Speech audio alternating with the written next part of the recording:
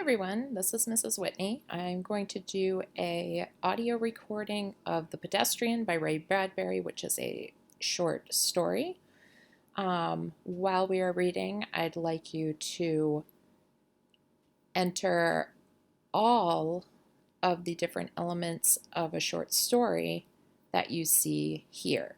It would be helpful if you did put evidence from the text that shows each of the short story elements. All right, here we go. To enter out into that silence was the city at 8 o'clock of a misty evening in November.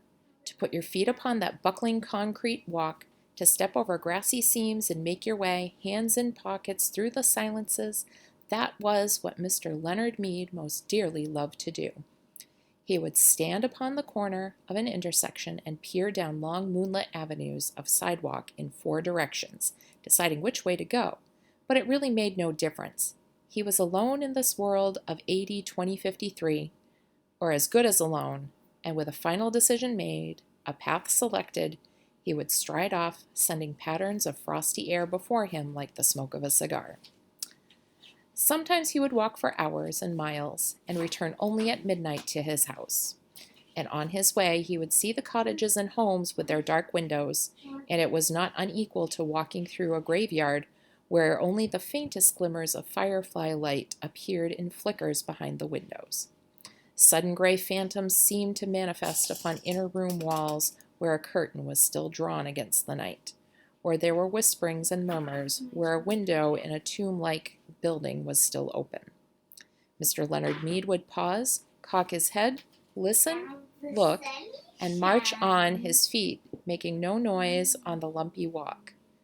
For long ago he had wisely changed to sneakers when strolling at night, because the dogs in the intermittent squads would parallel his journey with barkings if he wore hard heels, and lights might click on and faces appear and an entire street be startled by passing of a lone figure, himself, on the early November evening. On this particular evening, he began his journey in a westerly direction toward the hidden sea. There was a good crystal frost in the air, and it cut the nose and made the lungs blaze like a Christmas tree inside.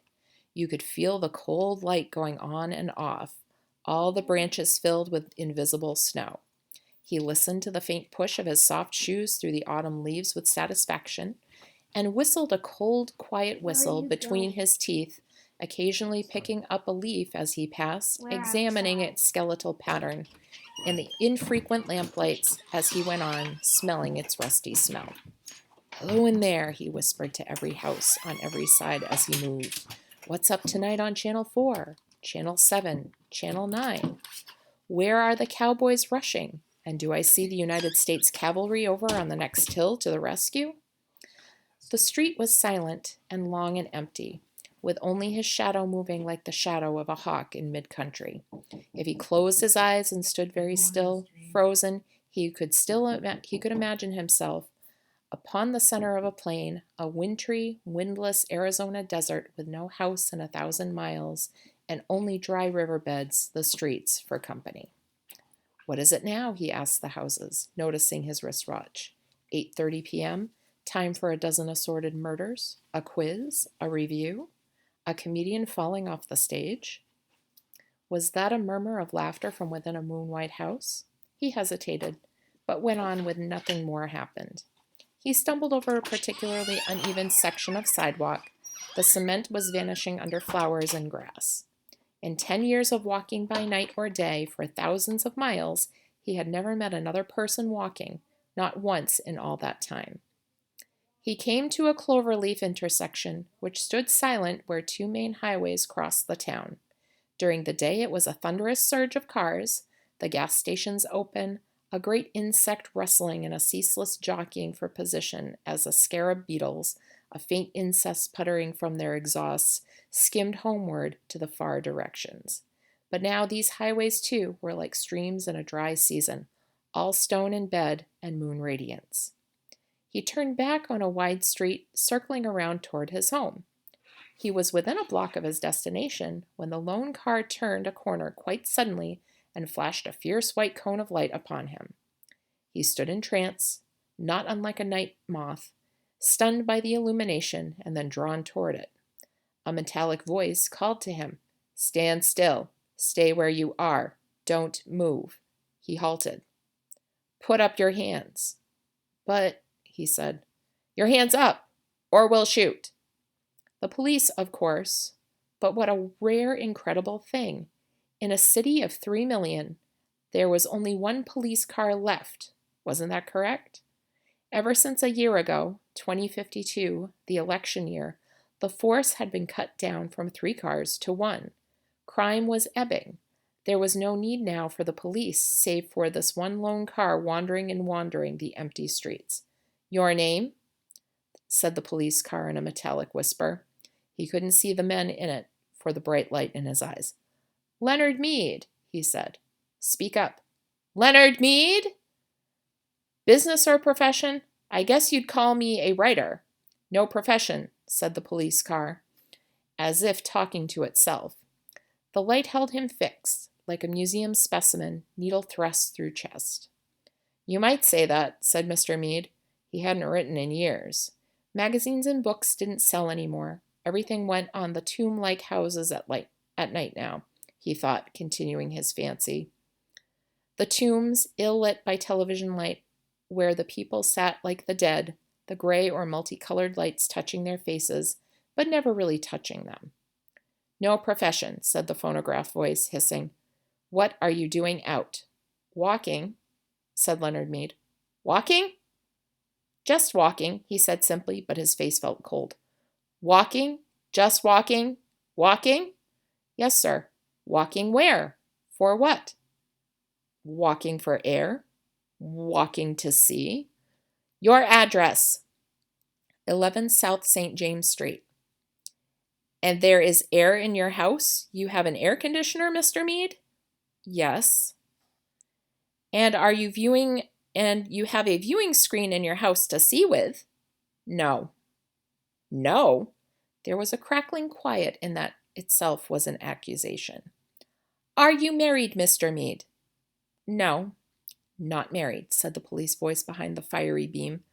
The moon was high and clear among the stars, and the houses were gray and silent. "Nobody wanted me," said Leonard Mead with a smile. "Don't speak unless you're spoken to." Leonard Mead waited in the cold night. "Just walking, Mr. Mead?" "Yes." "But you haven't explained for what purpose."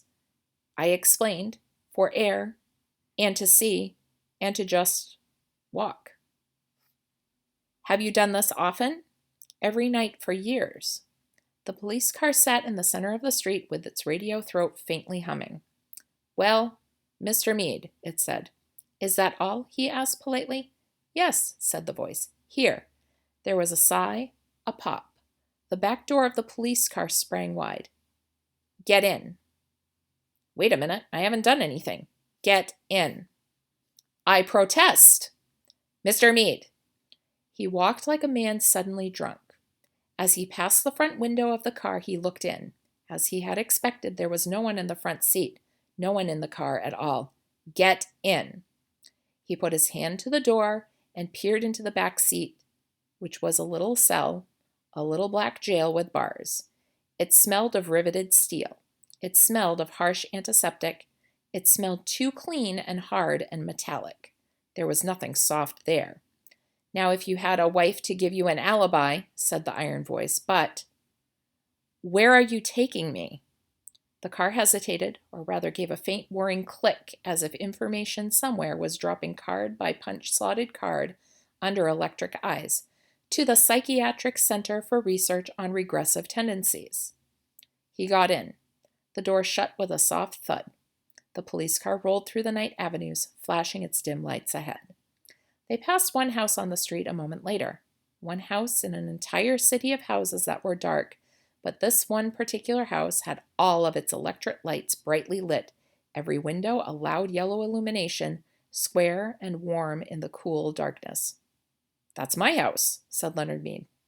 No one answered him. The car moved down the empty riverbed streets and off away, leaving the empty streets with the empty sidewalks and no sound and no motion all the rest of the chill November night.